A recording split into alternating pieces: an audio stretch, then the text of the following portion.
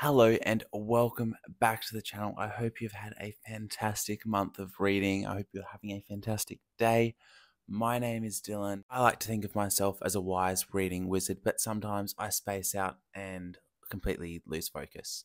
But that's kind of why I started reading, so I can learn to pay attention. So let's have a look at what I've read this month, what books I've bought, and what I'm going to be reading in the March of May. And if you are a wizardly reader, make sure you like the video, subscribe to the page. There's always good bookish content here.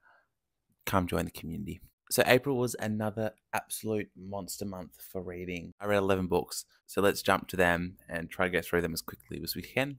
So I started the month reading Deadhouse Gates, book 2 of Malazan, Book of the Fallen. I rate this a 4.5 out of 5, though the longer I've sat in it, it might go down to a 4 out of 5. The writing for Malazan is fantastic. The prose is like pretty heavy, pretty descriptive, but it really puts you in the world, does a really great job. The characters, again, excellent. Plot, really interesting. We're just seeing the history of the Malazan Empire. We're not following any one main character, so it's not as easy to follow as your regular sort of book because there is so many just different characters and there's no lead one. Everyone really is living their own main character moment. And the thing that loses me on Malazan is just the magic. It's a bit too much, and I always get lost when they're talking about their ascendants. They're people that are on their path ascending to being gods. I get a bit lost there and lose interest. Overall, the non-ascendant storylines are fantastic, and I really enjoyed that. And Coltane and Dika, one of my favorite story arcs I've ever read. Then after that, I needed something a bit lighter, so I read Dungeon Crawler Carl, which I gave a 4 out of 5. Just an absolute blast, a really fun time. Dystopian sci-fi meets video games meets Terry Pratchett. If you haven't checked it out yet, I highly recommend that you do if you are looking for something lighter to break up your heavy reads. And I've done quite a few reviews on that and on Malazan as well, so you can check them out on my channel. I then read Traitors Fate by Andy Peliquin. This is a bridge book between his two series, the Queen of Thieves trilogy and the Dark Blade series. So both of these series are very separate. They take place on the same world in two different cities. And in this book, they end up having a storyline crossover. And this one helps to wrap up the events of the Queen of Thieves trilogy and start the Dark Blade series. So fast-paced, dark fantasy, action-packed, lots of plotting and scheming, assassin-based, just really fun stuff, and I can't wait to get into Darkblade now. You guys know how much I love the Queen of Thieves trilogy. Just grimdark with heist themes. Perfect. Then I had my first reread of the month, and I did Hunger of the Gods in preparation for Fury of the Gods coming out later of this year, the Bloodsworn saga. And this was just a straight 5 out of 5 for me. Come on, Viking fantasy, John Gwynn's fast-paced writing, really explosive plot, action-packed, and all I can think of is these books are just cinematic. There's a movie playing in my mind when I read these books, and I can't put them down. They're just like crack. Then, after starting Terry Pratchett in March, I had to continue reading more Discworld. So I read Guards, Making Money and Raising Steam. Guards, and Raising Steam, I gave a 3.75 out of 5. And Making Money, I gave a 4 out of 5. For me personally, the Moist von Lipwig books in Going Postal, Making Money, and Raising Steam are my favorite Discworld books so far of the 4 that I've read, just because Moist is my favorite character. Moist von Lipwig on his redemption arc, a criminal being put to work for the government basically, just super interesting. And you're always going to learn something fun reading Terry Pratchett's book. You're always going to have a good laugh. And Guards sets up the Night's Watch series really well. I like the goofy cast of characters. Terry makes it work very well. And it's just fun. But just one book, it doesn't feel like it has the same depth that the Going Postal books have just yet.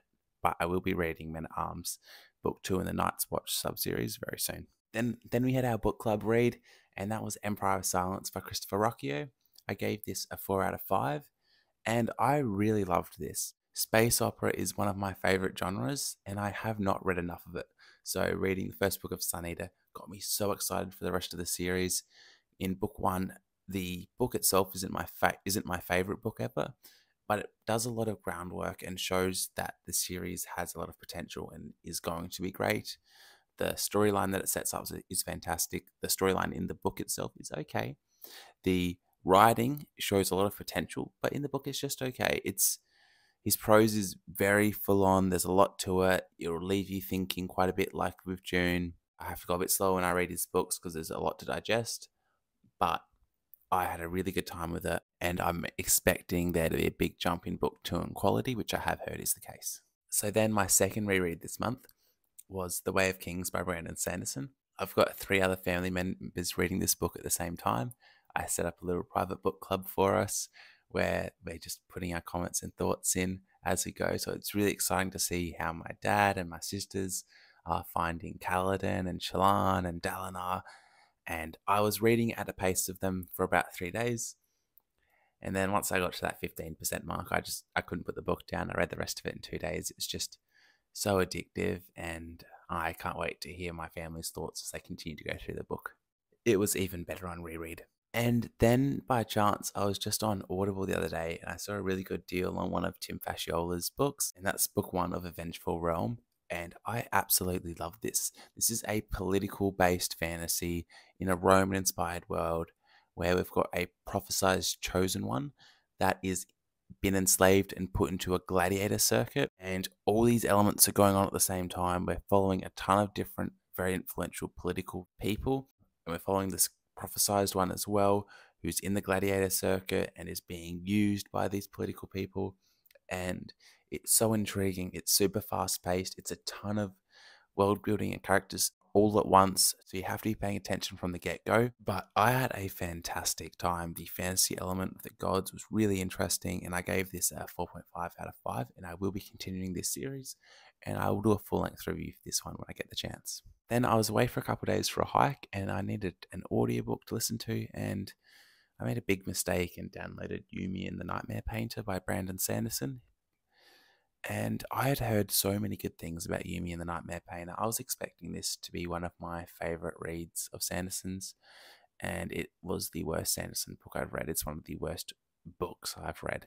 And that's not saying much. I don't read many books that I don't think I'll like. So most books I read, usually it's like the worst rating they'll get is like a 3.5 out of 5, because I'm picking things that are very much suited to me. So Yumi and the Nightmare Painter, I gave it 2 out of 5 because I couldn't just give it a middle of the road 50% to 2.5 because I didn't enjoy the read and I wish I didn't read it. The characters didn't work for me. I see what Sanderson was doing, but I didn't like the romance between those two. I didn't really like them that much. Having read Sarah J. Maas's ACOTAR, although that series has no plot, A Court of Mist and Fury is how you do that sort of book. So seeing someone do this sort of fantasy or romantasy correctly really just outlined the flaws in Yumi and the Nightmare Painter for the characters and the romance. And then the magic was just too over the top. The world building was just too out there for me.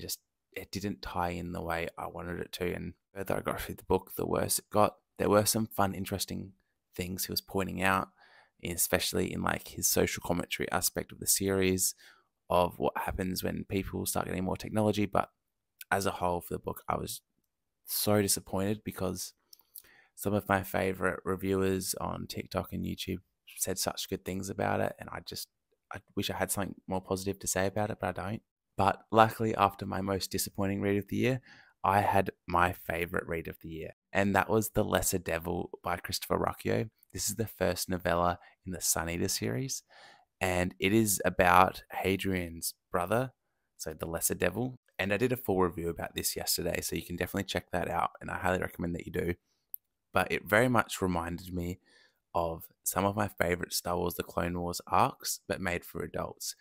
I've got our main guy, another person of importance, and then some of their bodyguards, their protectors, they get isolated in this certain pocket of a planet where there's a pagan civilian settlement, and they have to hide with them whilst there is a large force of enemies coming after them. And you just have to, fight back and hold out for as long as you can until your backup comes in. And the action and the story was fantastic, but what was even better was the character and getting to look inside his head, seeing his growth, seeing a younger brother who never thought he'd have to be a leader and never have to step up and have everyone's eyes in the room on him. having to step into that role of taking charge, having to deal with death, having built relationships with people you never thought you would, and then seeing those people die right in front of you and having to come to terms with the fact that you're not as important as you thought you are. Life has meaning no matter how high or low you're born. There was so many good things just put into this story outside of just the plot line. I had a fantastic time with this book, and it was a 5 out of 5 top 4 book of all time for me. So that's all the books that I read this month. Now, books that I bought, I got A Knight of the Seven Kingdoms by George R. R. Martin secondhand from just a secondhand bookstore, and I haven't read this one yet. I haven't read any George R. R. Martin in so long, but I loved the A Song of Ice and Fire series, so I'm super excited to return to Westeros and read some more. So I can't wait to read this when I get a chance to. And that was the only book I picked up this month. So looking ahead to what I plan to read in May, well, I need to return to Dungeon Crawler Carl and need to return to Carl's Doomsday Scenario, book 2 of the series. And as I've got a lot of heavy reading this month, I'll probably just be doing a few pages of this each night just to wind down, something less serious. My favourite book club this month is completely free, so make sure you join us there.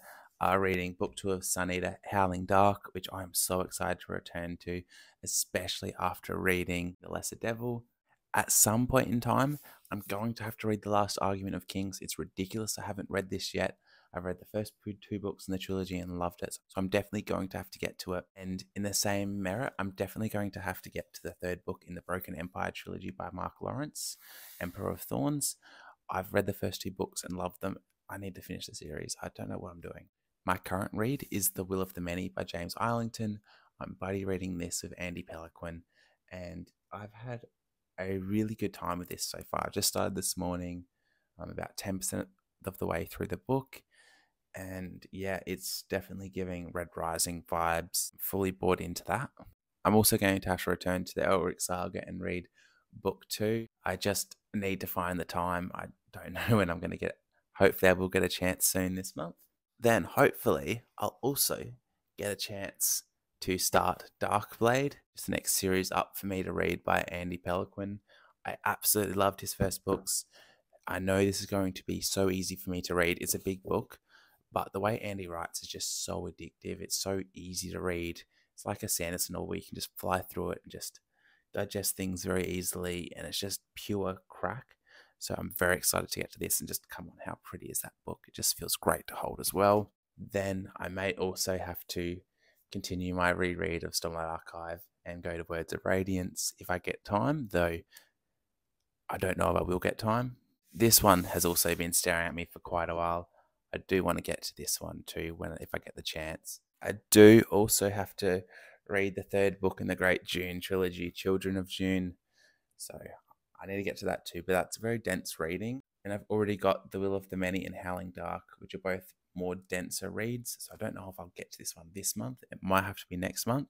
I also want to continue reading Vengeful Realms and get to the 2nd book in Tim Fasciolla's trilogy, as all 3 books are out now. The last book just came out this month, I believe. And then for another light read, I'll also do Men at Arms, the 2nd book in Terry Pratchett's Discworld Night's Watch subseries. And I also do have to read Memories of Ice.